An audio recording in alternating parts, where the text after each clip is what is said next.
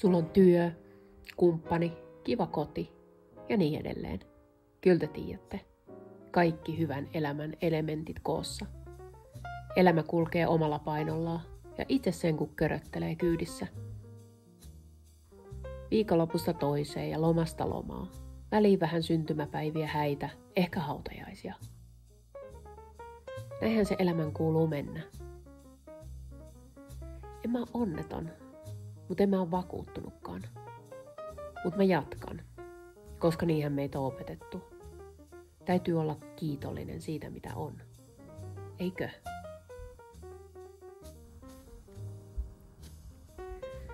Mut miksi tulevaisuuden ajattelu saa mut melkein haukkomaan henkeä? Tätäkö se loppuelämä on? Mä uskallan väliin kysyä. Työtä, jossa ei sinänsä ole mitään vikaa.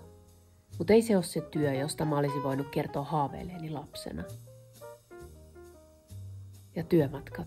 Mä en ole ikinä tuntenut itseäni niin masentuneeksi, kuin katsellessani metrossa kanssamatkustajien kasvoja, joista jokainen, itseni mukaan lukien, on lukittuna kännykän valoon.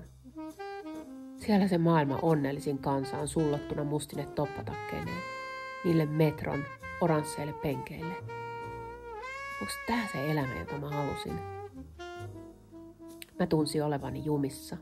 Mä olin 40 ja päässyt tänne asti, joten oli kai turha haaveilla tässä kohtaa muutoksesta. Mut silti ei tässä voi olla kaikki.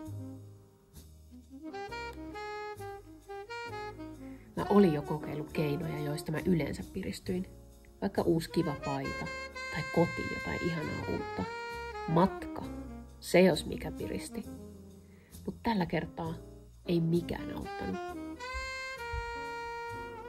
Sen väljähtyneen parisuhteenkin mä olin jättänyt jo jokin aika sitten. Mut se hiljaisesti taustalla humissu riitasointu mun ajatusten ja todellisen elämän välillä oli riitaantunut entisestään. Ennen auttoi, että mä petin itseäni valehtelemalla kaiken olevan hyvin, mut nyt sekään itsepetos ei enää auttanut.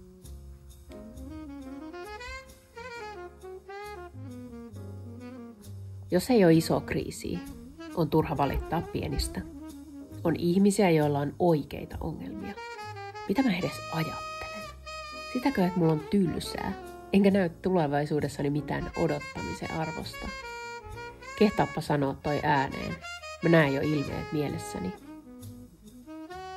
Mut totuus on, ettei me olla tilivelvollisia kenellekään. Meillä on lupa muuttaa suuntaa. Todeta, että mä oon kasvanut ulos tästä roolista ja tää ei tunnu enää omalle. Että mä oon kyllästynyt omiin juttuihini sekä muiden. Eikä edes aloiteta Fasen synttärionnitteluista ja somen muista teennäisistä asioista. Eikö kukaan tajua, kuinka teennäistä se on? Mä poistan somen, mutta se sama olo jatkuu. Mä oon edelleen ärtynyt, tyytymätön ja jumissa.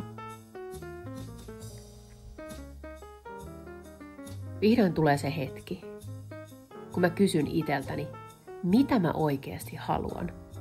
Ja mä huomaan vastaukseksi sirkkojen sirittelevän. Mä tajun, että mä osaan vastata siihen, koska mä oon niin hiton kaukana siitä, kuka mä oikeasti olen.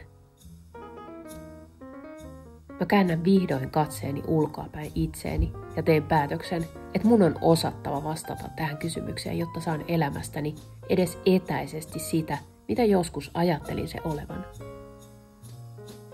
Nyt muutama vuosi myöhemmin. Okei, myönnetään. En vieläkään osaa tarkkaan määritellä, mitä haluan.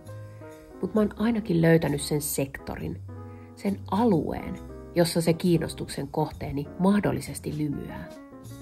Joten mä jatkan matkaani. Ja toisin kuin ennen, nyt mä istun ohjaajan paikalla.